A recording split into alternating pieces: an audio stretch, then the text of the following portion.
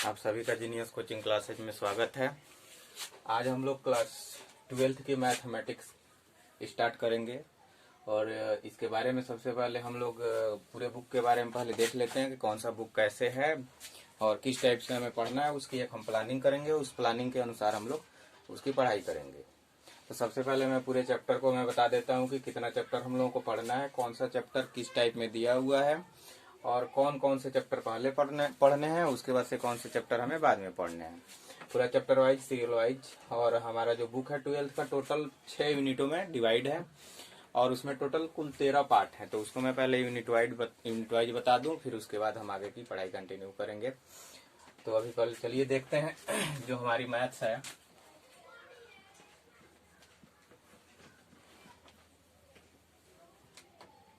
ये टोटल आपके 6 यूनिट में बटा हुआ है,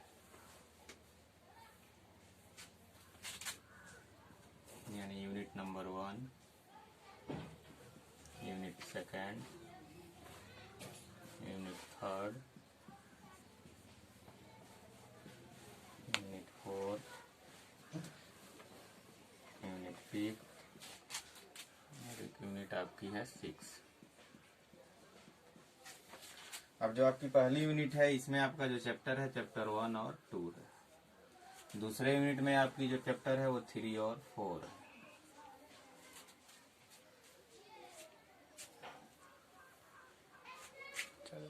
तो हमारा ये दूसरा चैप्टर में जो दूसरा जो यूनिट था इसमें 3 और 4 आपका चैप्टर नंबर था और तीसरे यूनिट में हमारा जो चैप्टर है 5, 6, 7, 8 और 9 है। चौथे चैप्टर में चौथा जो अपना यूनिट है उसमें जो चैप्टर है हमारा 10 और 11 है। पांचवा जो यूनिट है इसमें केवल 12 चैप्टर है और जो आपका ये लास्ट यूनिट है छठा यूनिट, इसमें आपका चैप्टर नंबर 13 है। अब हम लोग प्लानिंग करते हैं उसके अनुसार कि हमको पढ़ना कैसे है। तो जैसे हम देखते हैं इसमें जो आपका चैप्टर नंबर जो 1 है और 2 है, ये आपका चैप्टर है। मैं पहले चैप्टरों का नाम लिख देता हूँ, फिर इनके मैंने अंकों को लिख देता हूँ कि किसमें कितना अंक आपको प्राप्त होगा, कैसे बना हुआ है ये पूरा शेड्यूल आप पहले देख लीजिए। तो यूनिट जो आपका फर्स्ट है इसमें आपका जो चैप्टर है फलन,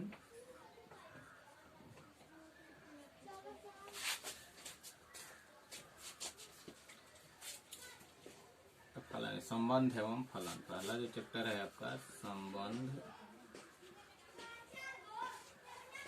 एवं फलन और प्लस इसमें आपका है प्रतिलोम,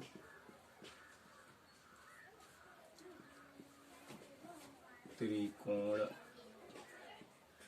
मितीय,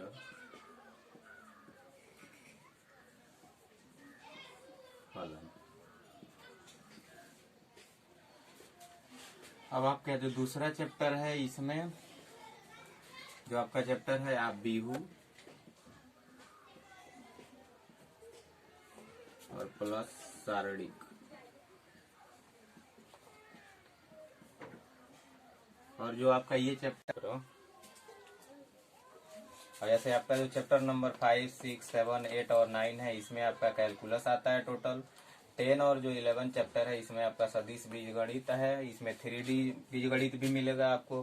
चैप्टर नंबर जो 12 है ये रैखिक प्रोग्रामन है और चैप्टर नंबर जो 13 है ये परीक्षा है। नीचे हमने इसकी मार्किंग भी लिख दी हुई है कि आप जब ये पहला चैप्टर जो इससे 1 और 2 यूनिट नंबर आप 1 पढ़ेंगे तो इसमें आपका ये संबंध एवं फलन प्लस जो आपका प्रतिलोम, त्रिकोणमितीय, फलन, ये दोनों को मिला करके पहला आपका यूनिट बना हुआ है। ये टोटल 10 नंबर का आपके परीक्षा में आता है। दूसरा जो है आपका चैप्टर नंबर 3 और 4 आप बिहू प्लस सारणिक, इन दो चैप्टरों से आपके 13 नंबर का क्वेश्चन आता है। आपका जो ये तीसरा चैप्टर है इसमें आपका 5, 6, 7, 8 और 9 जो तीसरा यूनिट है इसमें ये 5 चैप्टर से मिल करके आपके 44 नंबर के, यानी कैलकुलस से केवल 44 नंबर का पूछा जाता है। और आपका जो ये सदिश बीजगणित है इसमें से आपका 17 नंबर आएगा और उसके बाद से ये रैखिक प्रोग्रामन से 16 नंबर और प्रायिकता से 10 नंबर के क्वेश्चन आपके पेपर में आते हैं। अब हम लोगों को मेन टॉपिक जो हमारा है, मेन फोकस हमको जो करना है ये कैलकुलस पे ही करना है। हमको पढ़ाई जो करनी है मैक्सिमम कैलकुलस की करनी है, क्योंकि जब हम कैलकुलस जिस समय जब स्टार्ट करेंगे उसके पहले आपको इसमें जो पहला चैप्टर है संबंध एवं फलन ये एकदम पढ़ाना जरूरी है। जब ये समझ में आएगा तब जाकर के ये कैलकुलस समझ में आएगा। नहीं तो फिर कैलकुलस अगर मैं पढ़ाऊं केवल और इसको मैं छोड़ दूं तो आप केवल इसमें रट्टा ही मारोगे, बस बाकी चीजें आपको नहीं आएगी। तो इसको पढ़ने के लिए पहले हमें संबंध एवं फलन पढ़ना जरूरी है। मैं क्या करता हूँ कि अब जैसे मान लो कि यहाँ से मैं 1 और 2 पढ़ाऊँ, फिर 3 4 छोड़ना पड़ेगा, फिर हमको 5 6 7 8 9 ये पढ़ाना पड़ेगा, ताकि आपका फ्लो न टूटे। क्योंकि ये जो आपका पहला यूनिट है ये तीसरे यूनिट से रिलेटेड है। मैं सबसे पहले क्या करता हूँ कि जो आपका यूनिट सेकंड है मैं यहाँ से स्टार्ट करता हूँ। इसमें 3 और 4 जो चैप्टर हैं आपके, आप बिहू तथा शारीरिक, इन दोनों को मैं पहले खत्म कर देता हूँ। ये आपका पहले 13 नंबर में फिक्स कर लेता हूँ। उसके बाद से मैं पहला यूनिट पढ़ाऊंगा, फिर उसके बाद तीसरा यूनिट। फिर जब ये खत्म हो जाएगा तो फिर मैं इसके आगे बढ़ूंगा, क्योंकि ये बहुत कम समय लेता है। ये जो चैप्टर है सबसे अधिक जो आपका समय लगेगा कैलकुलस में ही लगेगा। अब मैं चालू स्टार्ट करने चल रहा हूँ इसका। अब ये 3 और 4 जो आपका यूनिट नंबर सेकंड है, इसमें हम सबसे पहले आप बिहू को अब पढ़ेंगे। अब हम लोग चैप्टर नंबर 3, ये आपका यूनिट सेकंड का जो चैप्टर नंबर 3 है आपका आप बिहू, अब हम लोग आप बिहू पढ़ना स्टार्ट कर रहे हैं। आपका जो सबसे मैंने पहले आप बिहू में सबसे पहले स्टार्टिंग हम करते हैं। सबसे पहले ये चीज बताते हैं कि आप बिहू हम कहते किसके हैं। तो आप बिहू जो होता है आपका, आप बिहू एकदम सिंपल है।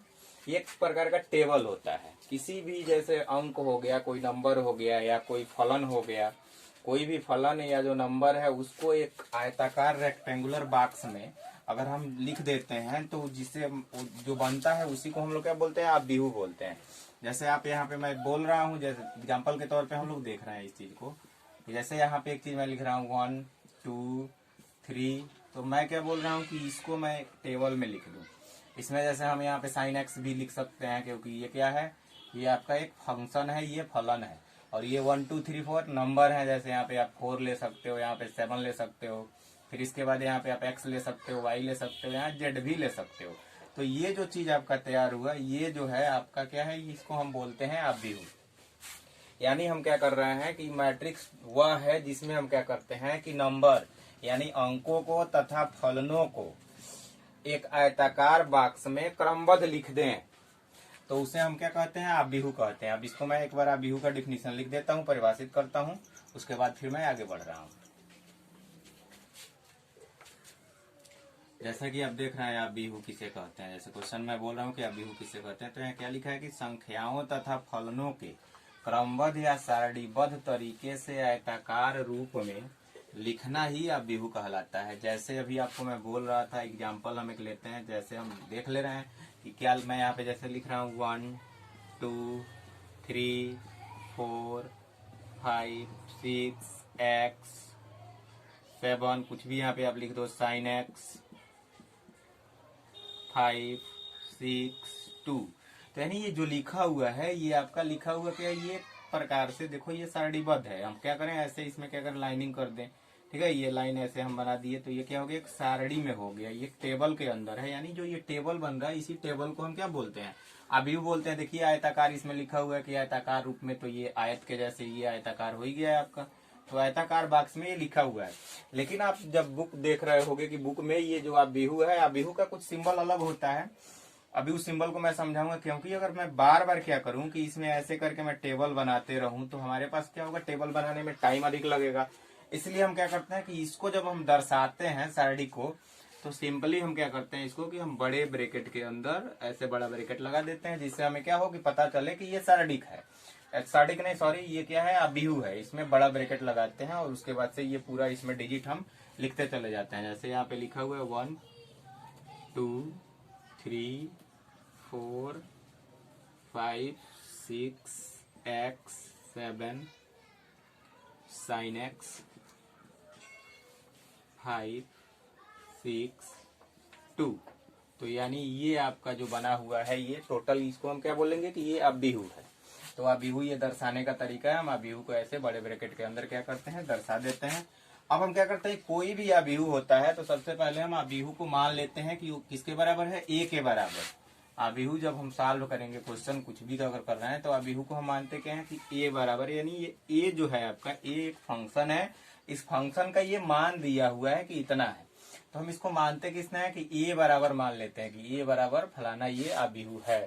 अब बाकी की चीजें जो है अब इसके बाद हम लोग देखते हैं कि अबिहू जो लिखे है, तो अब इस अबिहू में आता है कि ऑर्डर ऑफ ये मैट्रिक्स, यानी अबिहू की कोटि क्या है। तो सबसे पहले आता है आपका ऑर्डर ऑफ मैट्रिक्स, यानी अबिहू की कोटि।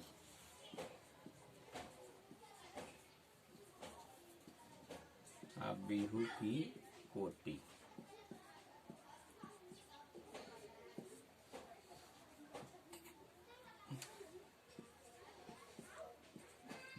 अब आप ये देखेंगे कि कैसे हम अबीहू की कोटि कैसे ज्ञात करते हैं।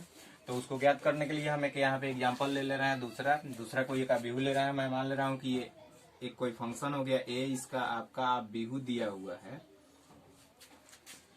यहाँ पे 1, थोड़ा और इसको नीचे लिखता हूँ ताकि आपको स्पष्ट समझ में आए। यहाँ पे आ जाइए।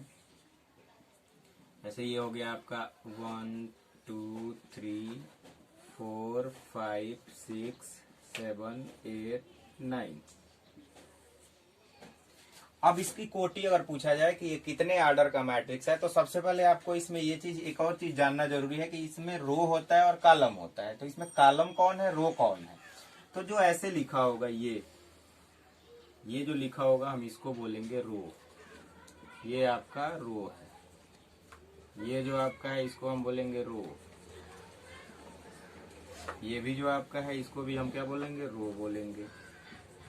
अब जो ऊपर से नीचे की तरफ, यानी ये जो लिखा हुआ है यहाँ पे 1 4 7, तो ये जो लाइन बन रही है इसको हम कहते हैं कॉलम।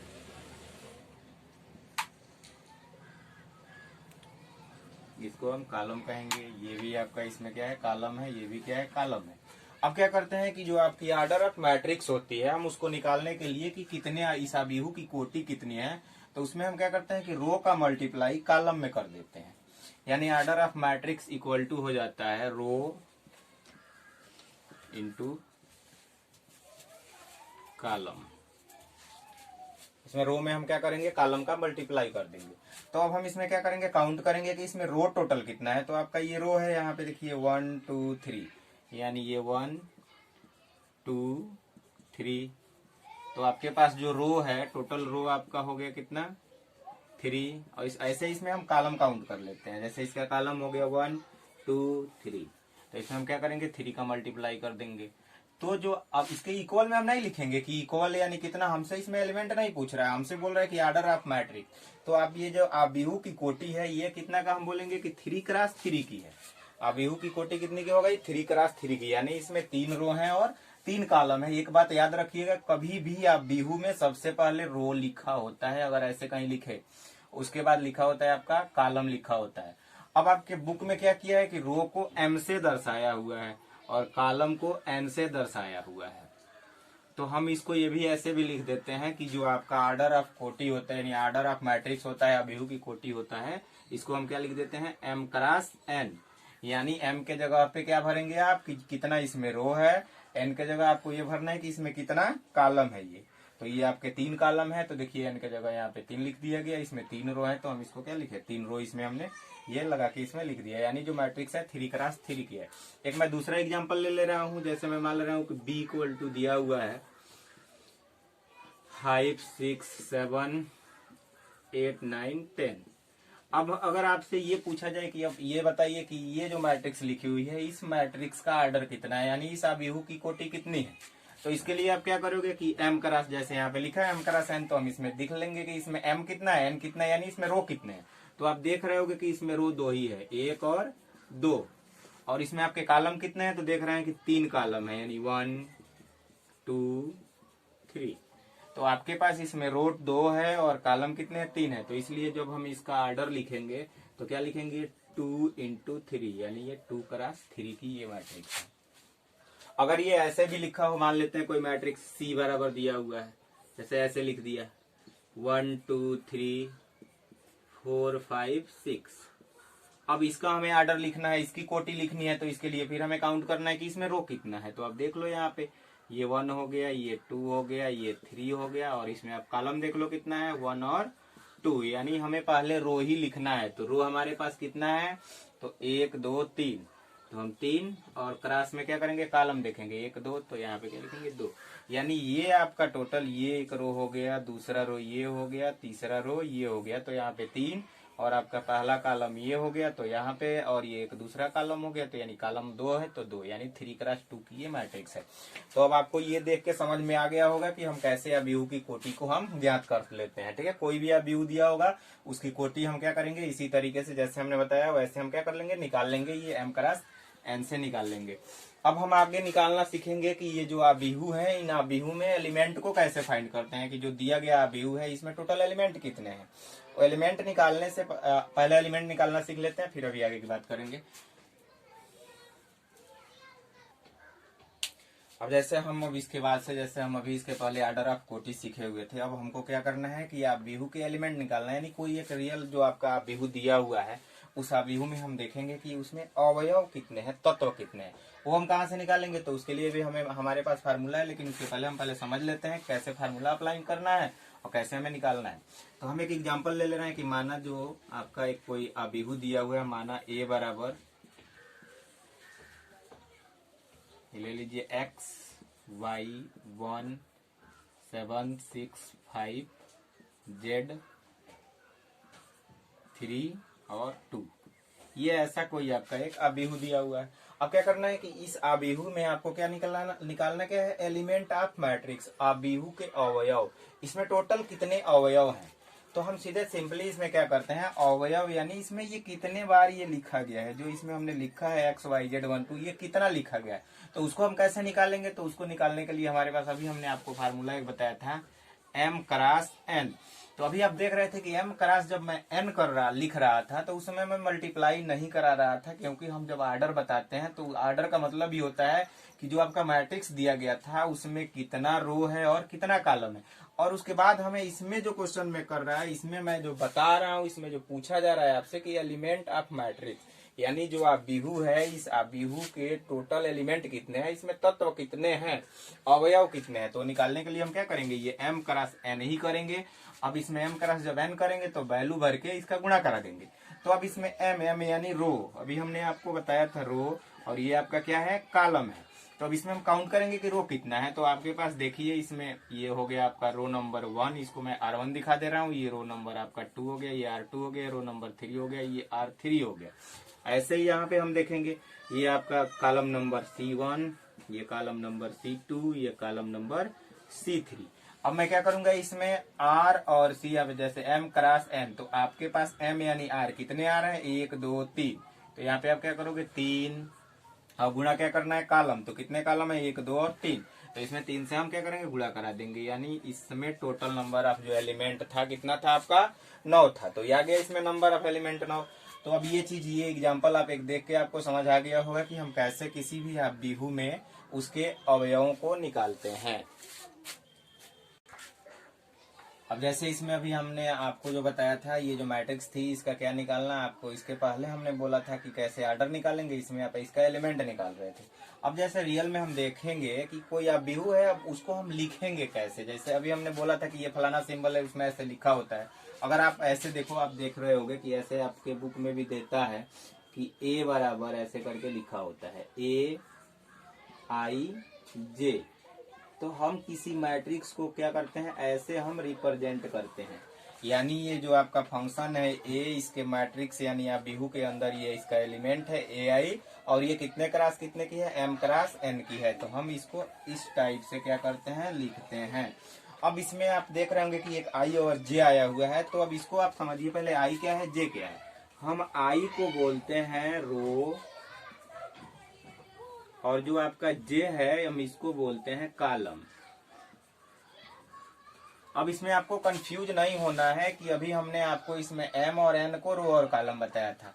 ये जो है इसमें जो आपका ये I लिखा है, ये दर्शाता है कि ये कौन से रो में है। इसमें जो ये I है ये दर्शाएगा कि ये जो एलिमेंट A है ये कौन से रो में है, और J आपको ये दर्शाएगा ये कौन से इसके कॉलम में ये एलिमेंट लिखा गया है। यहाँ पे जो रो है ये दर्शाता है, m ये दर्शाता है कि इसमें कितने आपके क्या है, रो हैं, n ये दिखाता है कि इसमें कितने कॉलम है, और ये जो यहाँ पे I है ये बताता है कि जो रो है रो नंबर, माने आप किस रो में है। वैसे ही ये जो कॉलम J है ये आपको क्या दर्शाएगा, कॉलम नंबर। तो यहाँ मैं लिख दे रहा हूँ, ये जो I है आपको दर्शाएगा रो नंबर, और ये जो आपका है कॉलम नंबर आपको ये दर्शाएगा कि आप कौन से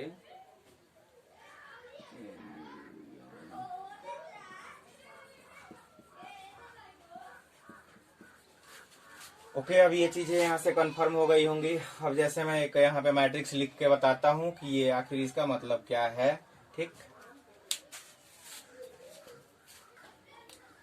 अब इसके बारे में बता रहा हूँ कि पहले आखिर ये है क्या। मैं बार बार बोल रहा हूँ कि ये किसी एक मैट्रिक्स का जैसे आप व्यू है उसको रिप्रेजेंट करने का तरीका है।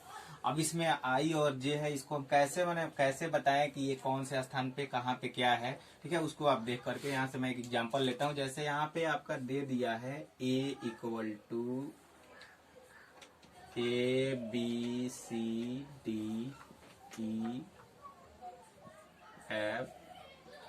GH और I, ऐसा कोई आपके पास एक आव्यूह है।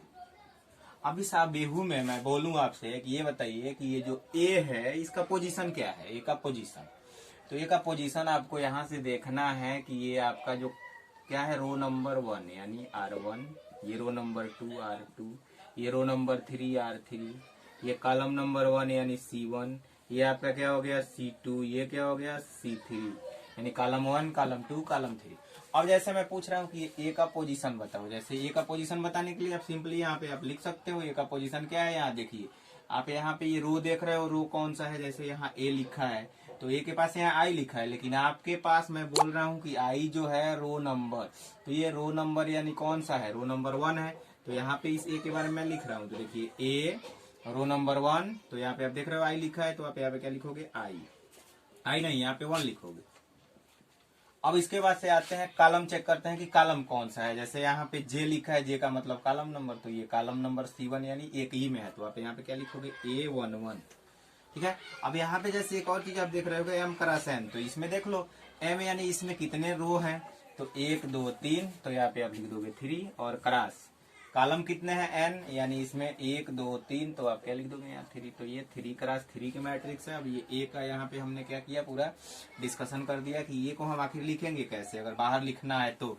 ऐसा मैं एक स्पेसिफिक इसमें जगह देना हो कि A11 लिखा है तो ऐसा मैट्रिक्स बना है, उसमें इसको आप रखोगे क्या, तो यहीं पे रखोगे। अब जैसे मैं यहाँ पे इस H के बारे में बात करूंगा कि H को बताओ कि H का मतलब H कौन जगह पे है, कैसे है, कहाँ पे इस मैट्रिक्स में लिखा गया है। तो आप चले जाओ, सबसे पहले रो देखो तो R3 यानी तीसरे रो में है ये आपका, और कॉलम नंबर 2 है, तो यहाँ पे चलो 3 तो हम क्या करते हैं, ऐसे इसको हम स्पेसिफाई करते हैं। ठीक है, इसको हम बताते हैं इस तरीके से लिख करके। ठीक, अब आगे हम क्या करते हैं कि अब अपना क्वेश्चन उठाते हैं आपके बुक से, पहले चैप्टर से। जितना पहले इतना हमने जो बताया, इतना भी जितना क्वेश्चन हो रहा है हम उसको पहले क्या कर रहे हैं, सॉल्व कर ले रहे हैं, फिर उसके बाद हम आगे बढ़ेंगे।